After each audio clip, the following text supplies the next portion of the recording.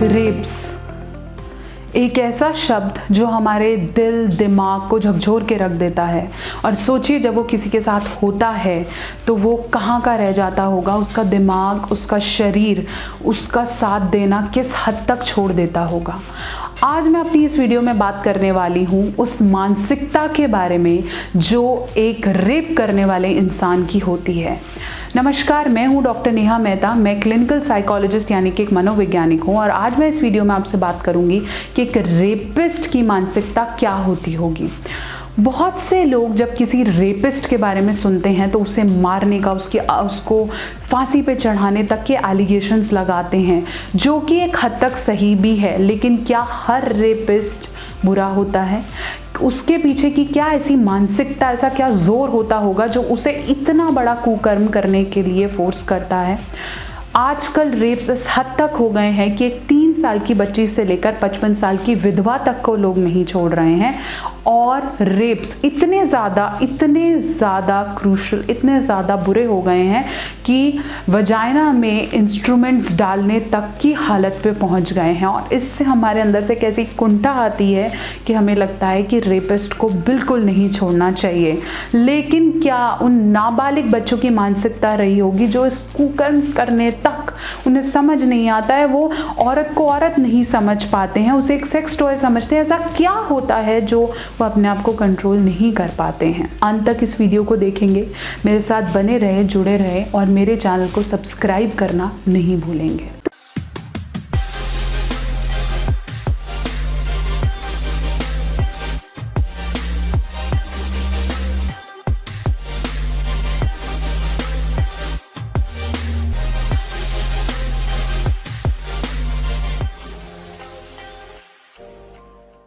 तो चलिए मैं आपको बता रही थी कि रेपिस्ट की मानसिकता क्या रही होगी। एक मानसिकता ये हो सकती है कि लोगों को लगता है कि रेपिस्ट यूजुअली वो लोग होते हैं जिन्हें कभी भी प्लेजर नहीं मिलता है। समझिए, रेप कभी भी सेक्सुअल प्लेजर के लिए नहीं किए जाते। रेप्स हमेशा किसी मानसिकता का संदेश देने के लिए किए गए हैं। बहुत से लोग डोमिनेट अपने आप को करते हैं जब वो रेप करते हैं। हमारी इंडियन सोसाइटी में आदमी को आदमी तब कहा जाता है जब वो किसी औरत के साथ सेक्स कर देता है। यूजुअली जितने भी लोग बैठ के लड़के जब बातें करते हैं तो आपको क्या लगता है वो किस विषय में बातें करते होंगे? शायद आने वाला नया कार का मॉडल या फिर लड़कियां। और लड़कियों में चलने वाली सबसे कॉमन बात जो वो करते हैं या जिसकी फन्ने खाई वो मारते हैं वो होता है कि मैंने उस लड़की के साथ ऐसा किया। मस्कुलिनिटी या आदमी होना, वीरता की भावना यूजुअली मेल्स को तब आती है जब वो एक औरत के साथ सेक्स संबंध में होते हैं।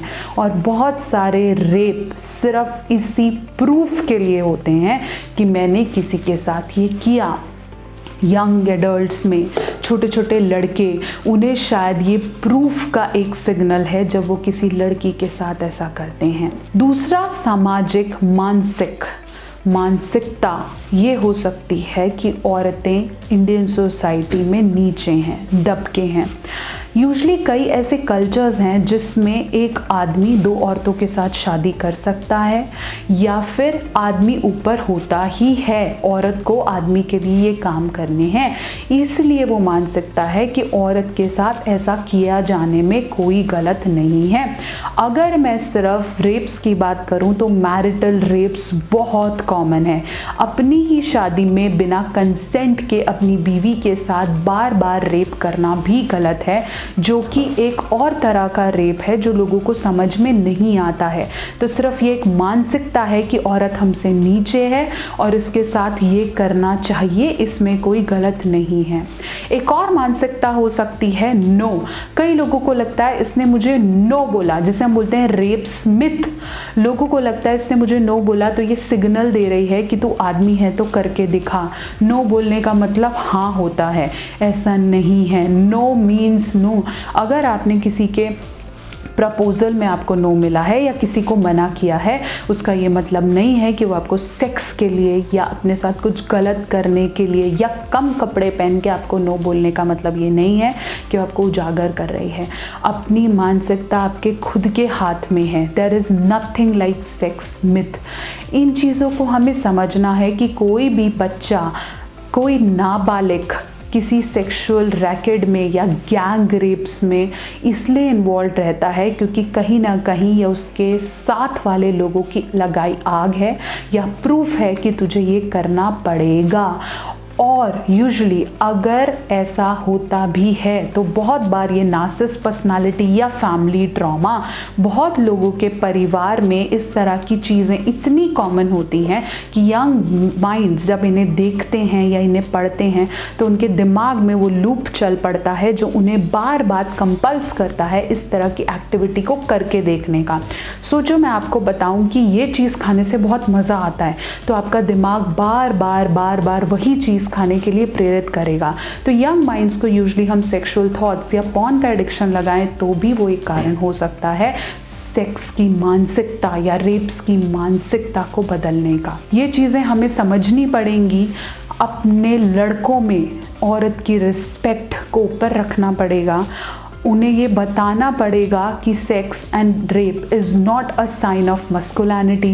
उन्हें ये समझाना पड़ेगा कि rape is the biggest sin जो एक आदमी कर सकता है। हमें सिर्फ आदमी ही नहीं, हमें ये समझाना है कि औरतें अभी भी हमारे इंडियन सोसाइटी का गिरा हुआ तबका है। जब तक हम उन्हें उठाएंगे नहीं, उन्हें अपने बराबर नहीं लाएंगे और सिर्फ ब्लेम करते रहेंगे कि तुम्हारे कपड़ों की वजह से, तुम्हारे बोलने की तरफ से, तुम्हारे आंखों के मटकों की वजह से, तुम्हारे इस तरह के चलने की वजह से वो रेप्स के लिए या आपके साथ कुछ गलत करने के लिए अट्रैक्ट होते हैं, तब तक हम कभी भी आगे नहीं बढ़ पाएंगे और ये लॉज इतने ही वीक रहते रहेंगे और वो इधर से उधर सिर्फ फाइलें घूमती रहेंगी।